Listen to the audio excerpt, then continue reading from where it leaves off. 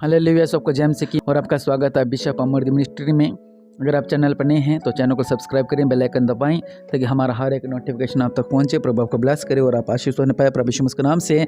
और इस क्रिसमस के मौके पर हम बड़ी बड़ी आशीष लेना चाहते हैं, प्रभु आपको देते हैं, लेकिन प्रभु यीशु मसीह आपको देते हैं।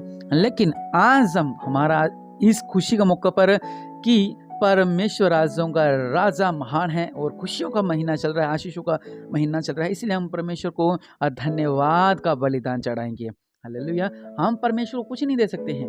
क्या हम परमेश्वर को जो प्रभु यीशु मसीह ने हमारे लिए किया, जो यहोवा परमेश्वर ने हमारे लिए किया, हम वो नहीं कर सकते हैं, लेकिन हम धन्यवाद का बलिदान जरूर चढ़ा सकते हैं। आज हर एक जन धन्यवाद का बलिदान चढ़ाए, हर एक जन इस प्रार्थना को सुने और धन्यवाद का बलिदान चढ़ाए। प्रभु आपके जीवन में अद्भुत कार्य करें। अपनी आंखों को बंद करें और आइए हम प्रार्थना करते हैं। हम पढ़ेंगे भजन संहिता 136 की 1। यहाँ लिखा हुआ है, यहोवा का धन्यवाद करो क्योंकि वो भला है। सच में परमेश्वर भला है, उसका हम धन्यवाद करते हैं, उस यहोवा का हम धन्यवाद करते हैं। और रवा सल्लख रवा नामा रेबी से लिखी रेबी नामा और राजा का राजा प्रभु का प्रभु मेरे पिता, हम आपको धन्यवाद करते हैं क्योंकि वह भला है, इसलिए हम परमेश्वर का धन्यवाद देते हैं। और उसकी करुणा सदा की है, और सच में परमेश्वर की करुणा सदा की है। जो ईश्वरों का परमेश्वर है उसका धन्यवाद करें। जो सबसे बड़ा परमेश्वर है, जो ईश्वरों का परमेश्वर है, इस बात की गहराई को समझें। जो ईश्वरों का परमेश्वर है उसका धन्यवाद करो। उसकी करुणा सदा की है, उसकी करुणा सदा की है, उसकी करुणा सदा की। कहीं आमीन। जो प्रभुओं का प्रभु है उसका धन्यवाद करो, उसकी करुणा सदा की है। आमीन। जो प्रभुओं का प्रभु है, जो ईश्वरों का ईश्वर है, उसका धन्यवाद करो, उसकी करुणा सदा की है। उसका धन्यवाद करो, उसकी करुणा सदा की है। उसका छोड़कर कोई बड़े बड़े आश्चर्य कर्म नहीं करता, उसकी करुणा सदा की है। परमेश्वर ने बड़े बड़े अद्भुत कार्य किए, अद्भुत से अद्भुत कार्य किए, अद्भुत से अद्भुत कार्य किए। प्रभु यीशु मसीह ने अद्भुत कार्य किए। मुर्दों को जिंदा किया, अंधों को आंखें दी, लंगड़ों को चलाया, अद्भुत रीति से कार्य किया। वह परमेश्वर ने अद्भुत रीति से कार्य को किया। वचन कहता है उसको छोड़ कोई बड़े बड़े आश्चर्य कर्म नहीं कर सकता। और ये हम जीवन में देख सकते हैं कि परमेश्वर को छोड़कर कोई बड़े बड़े आश्चर्य कर्म नहीं कर सकता। उसकी करुणा सदा की है, इसलिए उसका धन्यवाद करें। उसने अपनी बुद्धि से आकाश बनाया, उसकी करुणा सदा की है। आप इस बात की गहराई को समझें कि अगर त्रिभुज पेड़ पे लग रहे हैं, ये मान लो एक एग्जांपल आपको दे रहा हूँ कि एक व्यक्ति है जो लेटा हुआ, उसके नाक पर एक अंगूर लगा तो वो बच गया, लेकिन वहां पर त्रिभुज उसके नाक पर लगता है तो क्या होता? परमेश्वर ने किस हिसाब से, किस सिस्टम से इस दुनिया को रचा। लिखा है उसने अपनी बुद्धि से आकाश बनाया, उसकी करुणा सदा की है। उस परमेश्वर को धन्यवाद दे कि परमेश्वर ने आज हमें सुविधाएं दी। आज हमारे पास कार है, आज हम हेलीकॉप्टर में जाते हैं, आज हम हवाई जहाज में जाते हैं।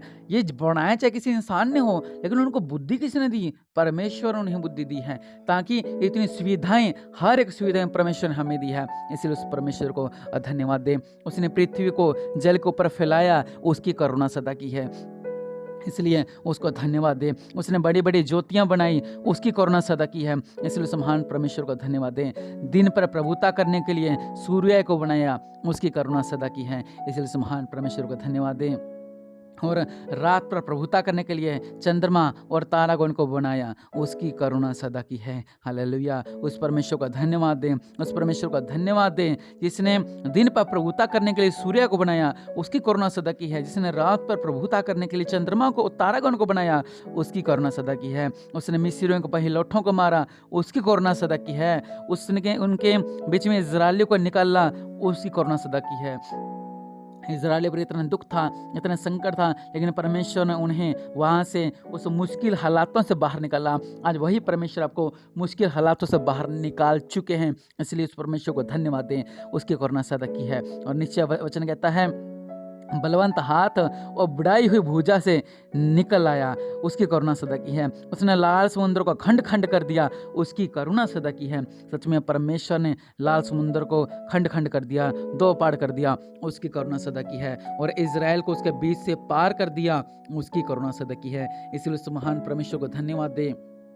उसकी करुणा सदा की है। और फिरौन को सेना समेत लाल समुद्र में डाल दिया, उसकी करुणा सदा की है। और आपने देखा कि जब समुद्र के बीच में से, लाल समुद्र में से जब मसीही लोग निकल गए थे और उसने बीच में उनकी सेना पीछा कर रही थी, लेकिन जब पानी फिर से चला और सारी पानी जब बहाव से सब सेना बहेगी, सब रथ बह गए, सब नुकसान हो गया उनका, दुश्मनों का। इसलिए परमेश्वर आपको दुश्मनों से भी विजय देना चाहते हैं, परमेश्वर आपको संकटों से विजय देना चाहते हैं, परमेश्वर आपके विरोधियों से आपको विजय देना चाहते हैं। इसलिए उस परमेश्वर को धन्यवाद दें, क्योंकि उसकी करुणा सदा की है। वह अपनी प्रजा को जंगल में ले चला, उसकी करुणा सदा की है। हालेलुया, उसकी करुणा सदा की है। उसने बड़े बड़े राजा के मारे, उसकी करुणा सदा, मतलब दुश्मन राजा थे जो कि मसीह लोगों पर अत्याचार करते थे, जो कि मसीह लोगों पर काफ़ी अत्याचार उन पे करते थे, और परमेश्वर ने क्या किया, उनका न्याय किया। इसलिए उस महान परमेश्वर को धन्यवाद दें, उसकी करुणा सदा की है। उसने प्रतापी राजाओं को भी मारा, उसकी करुणा सदा की है। और ये बहुत सी वहाँ पे बातें लिखी हुई, लिखा कि अपने दास इज़राइलियों का भाग होने के लिए दे दिया, उसकी करुणा सदा की है। उनके देश को दो भाग होने के लिए उसकी करुणा सदा की है। उसने हमारी दुर्दशा में हमारी सुध ली, उसकी करुणा सदा की है। बहुत से लोग कहते हैं कि उसने मेरे बारे पूछा नहीं, उसने हमारे हालातों के बारे भी, हमारे इतने माड़े हालात चल रहे थे, लेकिन उसने हमसे पूछा नहीं, उस पास्टर ने हमसे नहीं पूछा, उसने हमसे नहीं पूछा। और मैं, चलो एक बात आ गई तो मैं आपको बात बताना चाहता हूँ। हमारा एक भाई है और उसको मैं जो भी काम बोलता हूँ, जो भी मतलब जो भी, अभी जस्ट मैंने उसको फ़ोन किया था, अभी 11:30 हो चुके हैं, कि सुबह ऐसा काम है, ऐसा काम है, सब्जी लेकर आनी है, ऐसा करके। उसको मैं जितने भी काम बोलता हूँ, कभी मना नहीं है, कभी, मतलब कि कभी मना नहीं है। हालांकि उसके मन में होता कि मैं क्या करूँ, मतलब वो चाहता कि मैं कैसे ऐसे चला कर लेते, कभी भी किसी बात कर, चाहे रात को बोलो चाहे दिन को बोलूँ, जब मर्जी बोलूँ, वो क्या बोलता है, हाँ जी मैं करूँगा। लेकिन उसको जो हालात चल रहे हैं अभी, थोड़ा मतलब कि थोड़े प्रॉब्लम में है वो, मतलब उसके ऊपर थोड़ा पैसे की तंगी चल रही है, थोड़ा प्रॉब्लम चल रही है, मतलब काफ़ी थोड़ा निराशा में भी चल रहा है। लेकिन उसके मन से एक ही बात निकलती है कि नहीं, मैं प्रभु के संग हूँ। अब देखिए, चाहे वो मुझसे कभी प्रार्थना में करवाता कि मेरे सर ऐसा, चाहे मुश्किल 30 सेकंड की प्रार्थना करेगी, प्रभु के नाम से आपका हालात बदले, लेकिन हम हमेशा एनी टाइम, हमारा परिवार भी उसके लिए प्रार्थना करता है कि प्रभु के नाम से इसके ऊपर जो दुख आ रहे हैं, संकट आ रहे हैं, प्रभु के नाम से वो सारे दुख संकट दूर होने पाए। लेकिन चाहे हम उससे नहीं ब्याह कर पा रहे हैं, लेकिन हम आत्मिक तौर से उसके लिए हमेशा प्रार्थना करते रहते हैं, आत्मिक तौर से उसके लिए हमेशा लड़ते रहते हैं कि जो भी आपके ऊपर संकट, बार बार संकट ना आने पाए। जिस तरह मैंने पहले बोला था कि प्रभु यीशु मसीह खड़े होते हैं और एक बच्चा पीछे होता है, और एक बच्चे के मुंह पर पत्थर लग जाता है, उसके माथे से खून बहने लग जाता है, तो प्रभु यीशु मसीह उसको हाथ कर कहते हैं कि सॉरी, मतलब गलती होगी कि एक पत्थर तेरे ऊपर लग गया।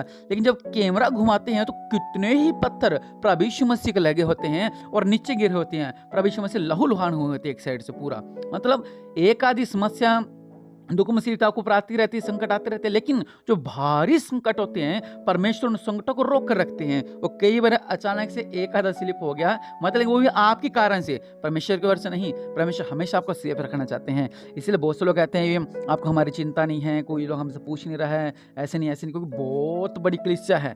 हम हर किसी को फ़ोन कर डेली फ़ोन करके ये नहीं पूछ सकते कि आप कैसे हो, लेकिन हम हमेशा आत्मिक तौर से आप लोगों के लिए लड़ते हैं, हमेशा आत्मिक तौर से आप लोगों के लिए प्रार्थना करते हैं, हमेशा आशीषों के लिए आपके लिए प्रार्थना करते हैं। प्रभु उसके साथ आशीष मिले, उसके जीवन में आशीष मिले, उसके साथ आशीष होने पर, उसका परिवार आशीष होने पर हर एक बात के लिए आशीष करते हैं।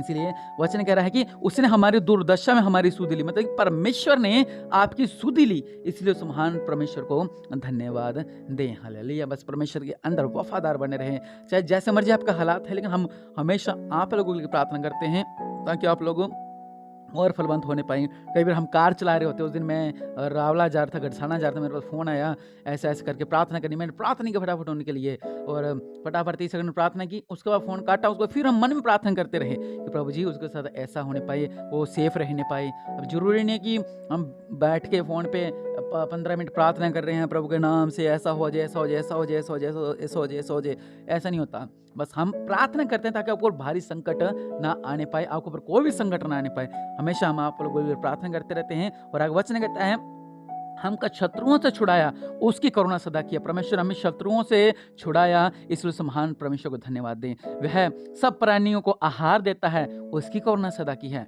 स्वर्ग के परमेश्वर का धन्यवाद करो, उसकी करुणा सदा की। इसलिए उस स्वर्गीय परमेश्वर का भी आप धन्यवाद करें, क्योंकि उसकी करुणा सदा की है। उसकी महिमा करें, क्योंकि उसकी करुणा सदा की है। इसलिए उस महान परमेश्वर के साथ बने रहें। परमेश्वर आपको ब्लेस करें और आप आशीष होने पाएं। और इस प्रार्थना के बाद आप धन्यवाद दें परमेश्वर को। मैं चाहता हूं कि आज धन्यवाद की प्रार्थना है, और मैं आपसे कहना चाहता हूं कि आपने क्या करना है कि अभी कम से कम 15 मिनट और प्रार्थना करें, और आप परमेश्वर ने जो आपके साथ किया उनको याद करें। आपके साथ कुछ बुरा हुआ है, उसको एक बार साइड में रखो। सबसे बड़ी बात, परमेश्वर ने आपको चुना है, ये सबसे प्लस पॉइंट है हमारा। लाखों लोग रुल रहे हैं, खाने में कोई कुछ नहीं, लेकिन परमेश्वर ने आपको चुना, आपके परिवार को चुना, इसलिए आप धन्य हो। हालेलुया। आप परमेश्वर के एहसानों का वचन करें कि परमेश्वर को उपकार को कभी मत भूलना। मैं आपसे ये कहना चाहता हूँ कि आज आप एक एक बात के लिए धन्यवाद दें। अपनी सांस के लिए, सांस जो परमेश्वर आपको दी है, हर एक बात के लिए, हर एक रोग से बचाने के लिए, बीमारी से बचाने के लिए, हमारे संकट से। कुछ मैंने लोगों को देखा कि कुछ लोग नशे में कार चलाते हैं, फुल टून होके नशे में कार चला के। उनको कौन बचाता है? परमेश्वर। आपके घर में सही सलामत आ गए, और हम कहते हैं ओहो आज फिर ये दारू पी कर आ गया, आज फिर ये नशा कर कर आ गया। परमेश्वर तो है ही नहीं। आप ये सोचो, इतनी ड्रिंक करने के बाद वो घर तक पहुंचा, किसने पहुंचाया? परमेश्वर ने। और एक दिन वो नशा भी छोड़ेगा। हालेलुया। इसलिए परमेश्वर का धन्यवाद दें हर एक बातों के लिए। अपने आंखों को बंद करें और अब आप प्रार्थना करें प्रभु के लिए। प्रभु आपको ब्लेस करें। इस प्रार्थना के बाद प्रभु को धन्यवाद जरूर दें हर एक बात के लिए। प्रभु आपके जीवन में अद्भुत कार्य करें। आमीन।